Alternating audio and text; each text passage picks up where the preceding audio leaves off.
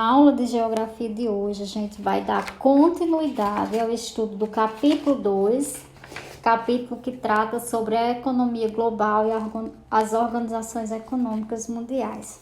Hoje nós daremos continuidade a partir do texto que fala sobre a economia global e o aumento do desemprego.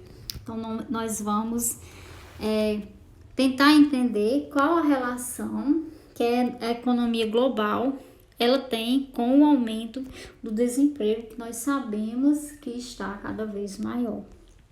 Então, eu peço que vocês leiam com atenção o texto que eu disponibilizei junto com o material, que assistam essa leitura comentada dos principais pontos do texto e que ao final da aula vocês assinem a lista de presença que eu disponibilizei junto com o material, ok? Então, vamos ao texto. Atualmente, as atividades desenvolvidas pelos trabalhadores exigem cada vez mais criatividade e qualificação. As empresas querem funcionários capazes de se adaptar às novas tecnologias introduzidas no processo de produção. Então, gente, nós sabemos que com o processo de globalização surgem os avanços tecnológicos e esses avanços, eles têm impactado todos os setores da sociedade, principalmente o setor econômico. E nós sabemos que os meios de produções, eles mudaram muito, de uns tempos para cá. Então, alguns trabalhos que eram realizados por trabalhos braçais, eles foram substituídos por maquinários, e esses maquinários, para serem utilizados, eles precisam ser feitos por pessoas qualificadas. Então, as pessoas que possuem qualificação, elas têm maior chance de ocupar uma vaga de emprego. Então, o que é que a gente pode acrescentar ainda mais sobre essa temática?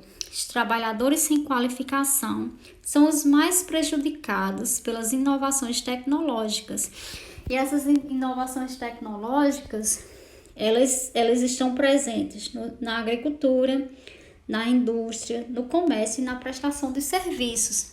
Então, por isso que cada vez mais é exigido a qualificação profissional, E nós estamos vendo aí que são os vários setores econômicos que exigem que as pessoas possuam essa qualificação, A agricultura, por exemplo, que nós sabemos que no início, vamos dizer assim, há 50 anos atrás, que a exigência era menor, O trabalho era realizado mais por serviço braçal, mas que hoje, com a inovação, com a modernização, nós sabemos que também existe esse avanço no que diz respeito à modernização dos meios de produção também no setor da agricultura.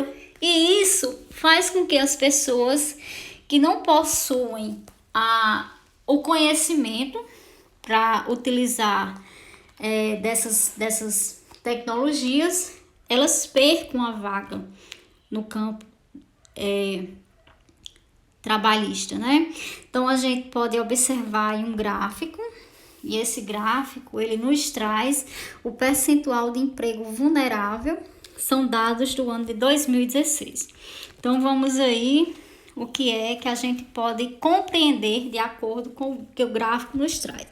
Então, de acordo com o gráfico, a gente pode observar que as regiões que apresentam a maior vulnerabilidade de emprego são o sul da África, a África subsaariana, sudeste da Ásia e Pacífico. E a gente pode destacar também que a América do Norte e a Europa, em contrapartida, apresentam os menores índices. Falando questão de emprego, vamos conhecer os tipos de desemprego. Nós vamos iniciar aqui pelo desemprego estrutural. Então, o que é o desemprego estrutural? ele é resultante da modernização das estruturas produtivas e do trabalho que ocorre com a mecanização e a automação dos processos de produção, com o aprimoramento dos processos de trabalho. É o que eu já discuti no início do texto, né? Quando a mão de obra braçal ela é substituída pela modernização, pela utilização das tecnologias, então nós temos aí o desemprego estrutural. Aí nós também temos o desemprego conjuntural. O que é o desemprego conjuntural?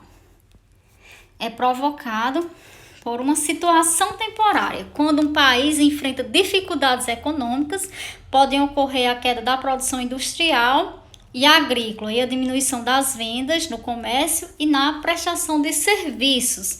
O resultado é a eliminação de muitos postos de trabalho e aumento do desemprego.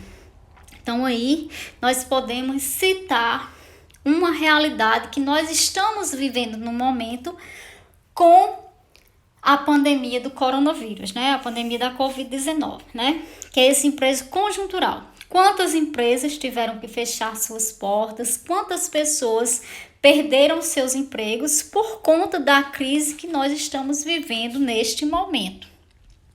Então aí a gente vai ver aqui um pouquinho da globalização e organizações econômicas, né? A reorganização mundial ocorrida após o fim da Guerra Fria deu origem a organizações econômicas em diferentes regiões do planeta. Essas reorganizações econômicas, essas organizações, elas são chamadas de blocos regionais, né?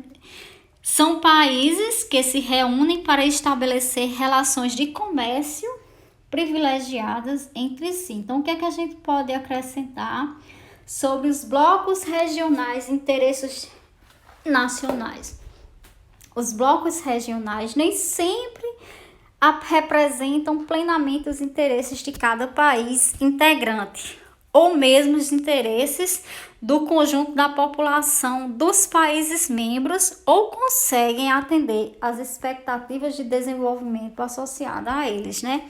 Por mais que eles se reúnam com esse objetivo, nem sempre eles representam plenamente esses interesses de cada um dos países membros. Então, vamos aqui aos principais blocos econômicos que nós conhecemos, que são o NAFTA, a Comunidade Andina, o Mercosul, a Comunidade para o Desenvolvimento da África. Aí nós temos a União Europeia, né, que é um dos blocos econômicos mais importantes do mundo. Nós temos a CEI, que é a Comunidade dos Estados Independentes, e nós temos aí a APEC, Cooperação Econômica Ásia-Pacífico. Então, pessoal, e nós também ainda podemos falar um pouco sobre a economia global e o mundo predominantemente urbano, né? Nós sabemos que cada vez mais, né, as transformações sociais, econômicas e políticas provocadas pela globalização também podem ser observadas no território. De que forma? Que nós estamos vendo que cada vez mais as pessoas estão deixando a zona rural e procurando uma melhoria de vida nas cidades. Então, cada vez mais nós estamos vendo aí um crescimento dessa área urbana, né? Então, o mundo está cada vez mais urbano, e aí nós podemos falar que com isso há o crescimento das cidades, as cidades que são centros financeiros da economia, que são aquelas cidades que possuem um maior nível de desenvolvimento, né? As cidades, atualmente, elas possuem um papel fundamental para a economia global, pois se configuram como os centros de controle dos fluxos de capitais e de produção e consumo de mercadorias, né? Aqui no Brasil, nós podemos citar as cidades de São Paulo e Rio de Janeiro, que se destacam por buscar se manter na competitividade econômica entre as cidades que disputam a liderança do cenário internacional. E cada vez mais a gente podia observar, não hoje por conta da pandemia, né, que muitas pessoas deixavam as regiões, né, Nordeste, por exemplo, deixavam a região Nordeste em busca de uma melhoria de vida nesses grandes centros, principalmente no estado de São Paulo, na cidade de São Paulo. Então, pessoal, a nossa aula de hoje encerra aqui. Leiam com atenção o texto, assistam